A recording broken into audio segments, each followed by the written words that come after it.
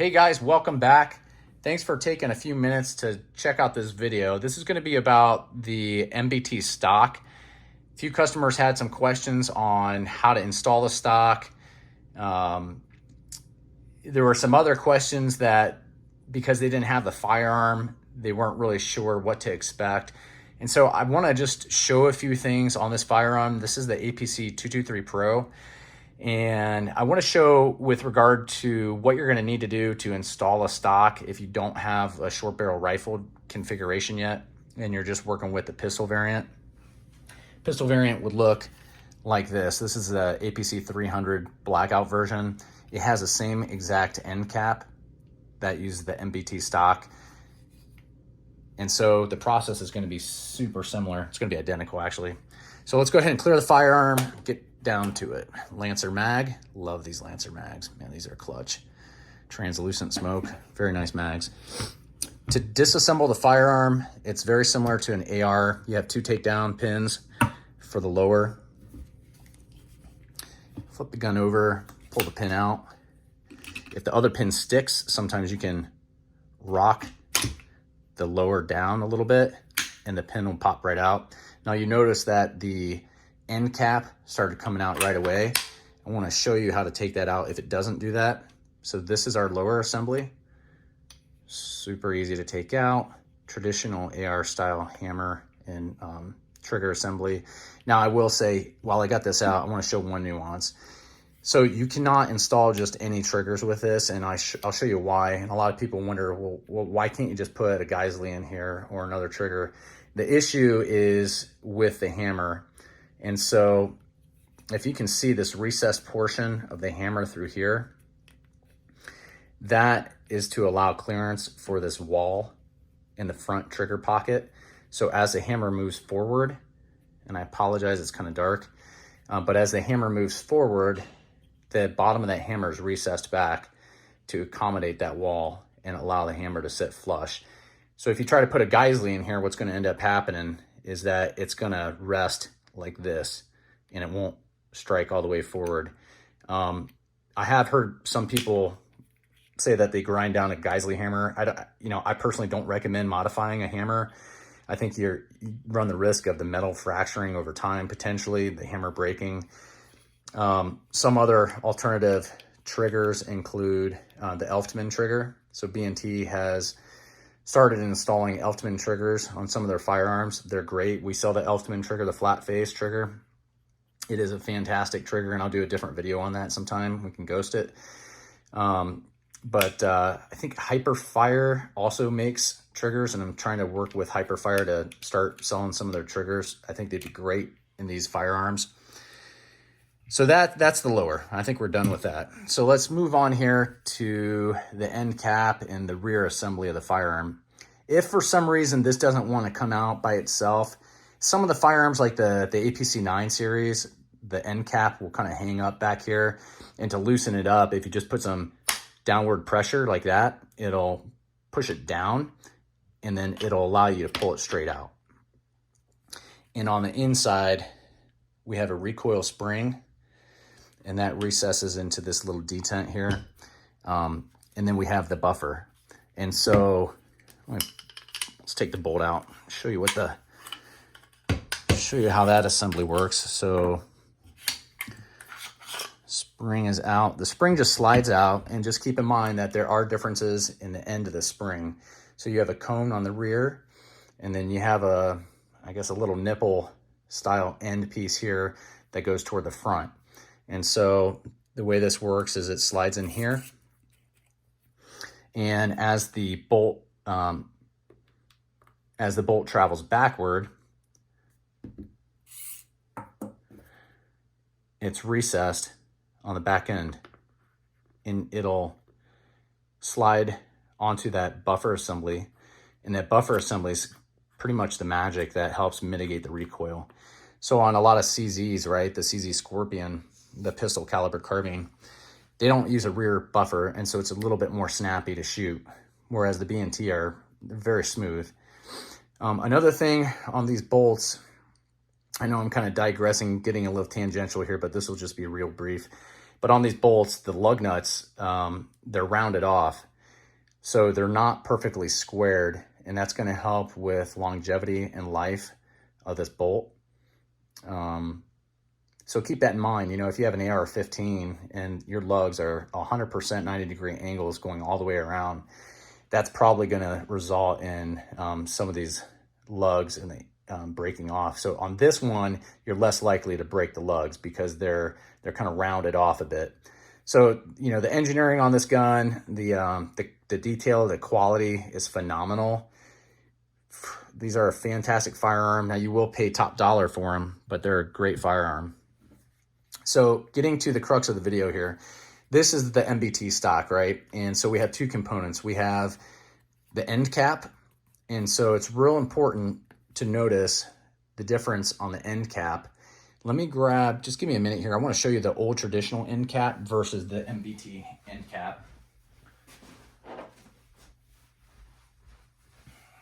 Okay, so this is more of the old traditional style end cap that B&T used to have.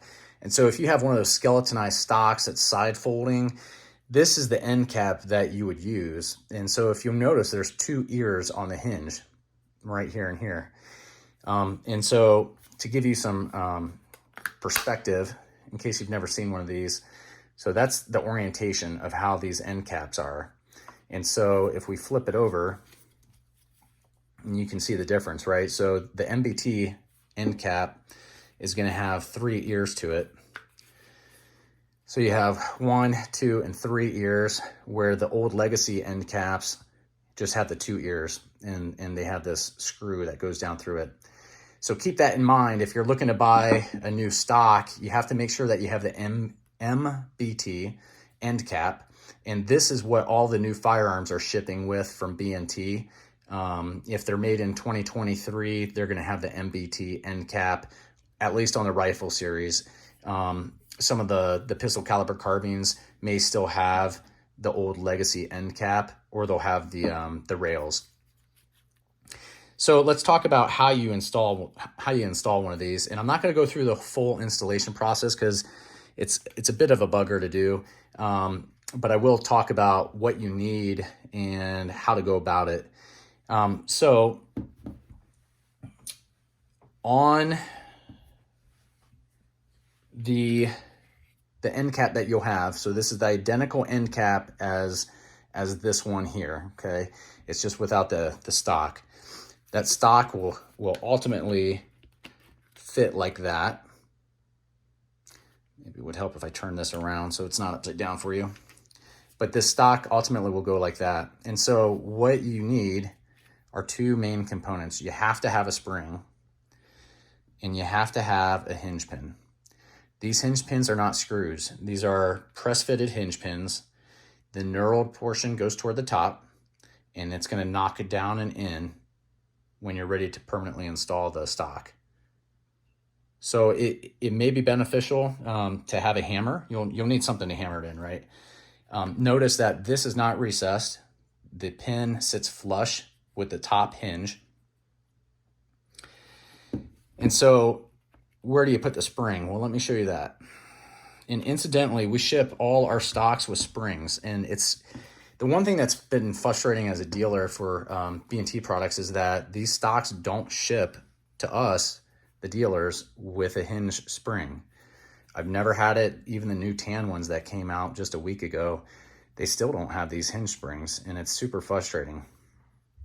So we do sell these springs with our stocks. We include it.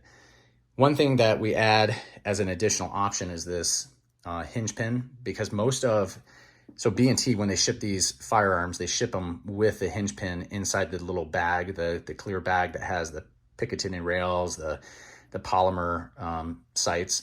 They'll ship it with this pin. So you've already got this, or you should have it. And if you don't, you can certainly add it when you want to buy one of these. So anyway, let's get down to it. So the spring will recess into this top ear. There's a little cup, and you can't get it goofed up because it's the only one that has a little cup.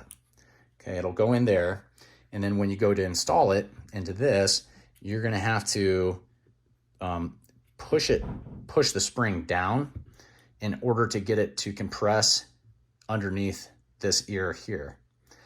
So once you get this down and in, it's going to slide in there for you pretty easily, and it'll lock in place. This spring will stay recessed down in this little cup, and that's when you're going to install the pin, and you're just going to tap it down and in. Just tap it in, and that's it. That's how you install an MBT stock. I know that sounds super easy. The portion of putting this spring in here and squeezing it down and in is probably going to frustrate you. It'll probably shoot across the room a couple times before you get it in, but you'll get it in there, and it'll pay off. It's a nice stock. You know, some people complain that it's not metal. I mean, you know, it's polymer, but that's going to save on weight. It does retract. You can rip it open. I don't know if it was necessarily designed to just grab and rip, but I found that works pretty well. Otherwise, it's a kind of a pain in the butt to have to two-hand operation this. You have to squeeze it, and then you have to hold the firearm and then pull this out. It's not like the old ACR stocks where you squeeze it and then you can just move the whole assembly. So I would recommend just pulling it back if you ever needed it in an emergency. And then you can raise the cheek weld. There's a button here.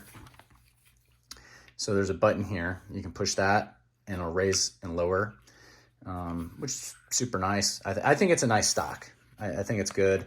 Of note, an ACR stock will not fit on this hinge assembly. They're different dimensions. So keep that in mind if you think you've got an ACR stock and you're just going to plug it into the back of the MBT end cap. It's not going to work. You need an ACR end cap to make it work out. So I hope that helps somebody out there. If you guys have questions, you're always welcome to reach out via text or call anytime. I'll try to help you out as best I can. These are fantastic firearms. They're really low recoil. And I guess that's it. If you guys have any other questions, just give me a shout anytime. I hope everybody does well out there and stays calm in this day and age when things are nuts. As always, be kind to your neighbor. You guys take care.